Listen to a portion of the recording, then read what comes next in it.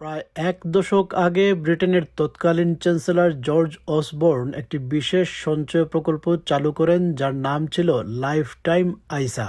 এর উদ্দেশ্য ছিল তরুণদের প্রথম বাড়ি কেনার জন্য সঞ্চয় করতে উৎসাহিত করা। প্রকল্পটি বেশ আকর্ষণীয় ছিল।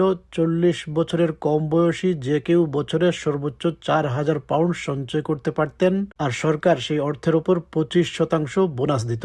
অনেক তরুণ তরুণী এই সুযোগকে ভবিষ্যতে বাড়ি কেনার স্বপ্ন পূরণের একটি নিরাপদ পথ হিসেবে দেখেছিলেন।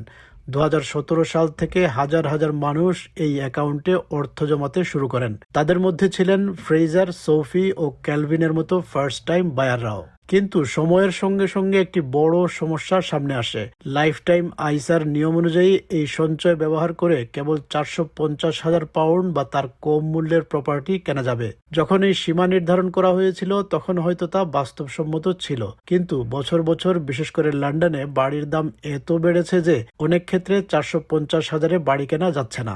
বিবিসির বিশ্লেষণে দেখা গেছে লন্ডনে ফার্স্ট টাইম বায়াররা বর্তমানে গড়ে যে দামে বাড়ি কিনছেন তা ইতোমধ্যেই 450,000 পাউন্ডের সীমা ছাড়িয়ে গেছে।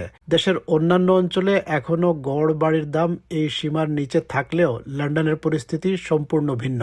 গবেষণায় আরও দেখা যায় লাইফ টাইম আইসা ব্যবহার করে লন্ডনের 32টি কাউন্সিল এলাকার মধ্যে মাত্র 16টিতে গড় মূল্যের একটি ফ্ল্যাট কেনা সম্ভব। টেরেসড হাউস কেনা সম্ভব মাত্র 3টি বাড়া এলাকায়, সেমি ডিটাচড বাড়ি কেনা সম্ভব মাত্র 1টি কাউন্সিল এলাকায়, আর গড় মূল্যের ডিটাচড বাড়ি লন্ডনের কোথাও কেনা সম্ভব না।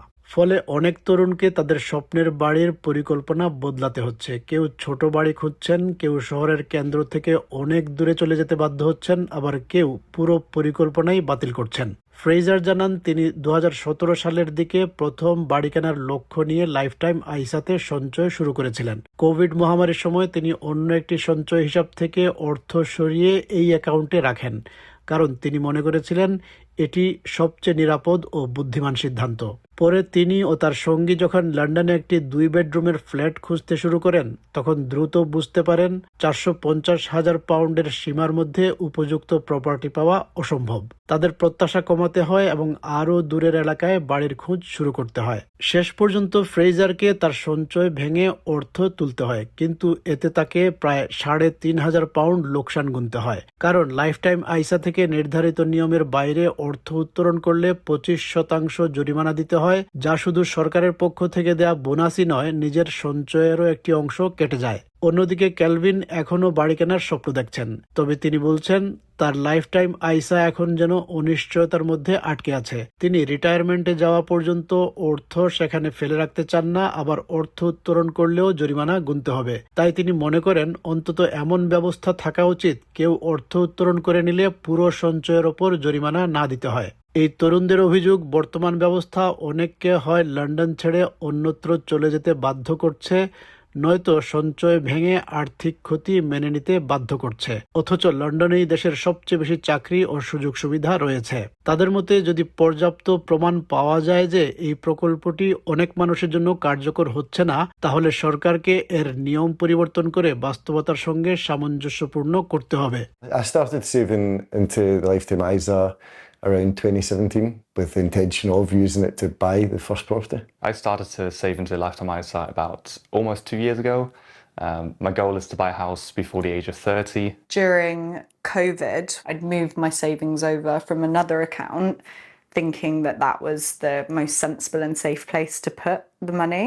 I'm looking to buy a 2-bedroom flat with my girlfriends. We'd like to be connected to central London. We started looking at properties in the area, and you could see pretty quickly that the £450,000 cap was just not going to work. We've definitely had to change what we're looking for. Looking at the prices, I think we're going to have to look outwards a little bit.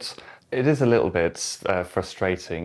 People like watching this who don't live in London, they might think that we're talking about luxury properties, big properties, multiple bedrooms, gardens, that sort of thing. That's not what we're talking about at all.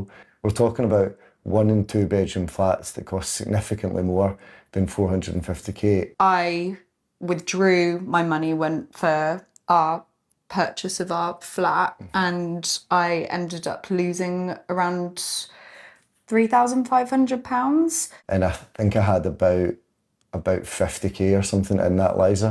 My LISA is in limbo. I don't want to leave it there until retirement. I would like to withdraw it, but I don't want to pay the penalty. The one change that I would like to see in the lifetime ISA is that if you do choose to take your money out of the ISA, that you don't have to pay the 25% fee on the whole pot. Life can happen. You could lose your job any day. I think especially in London, if you haven't got a safety net, which could be family or good credit or a credit card or an overdraft, I think that can be tricky. What you're either doing is encouraging young people to move out of London, where a lot of the jobs and opportunities are, and then having to pay huge amounts to get in on the train, or you're in a situation like us where you're having to cash out and take the loss.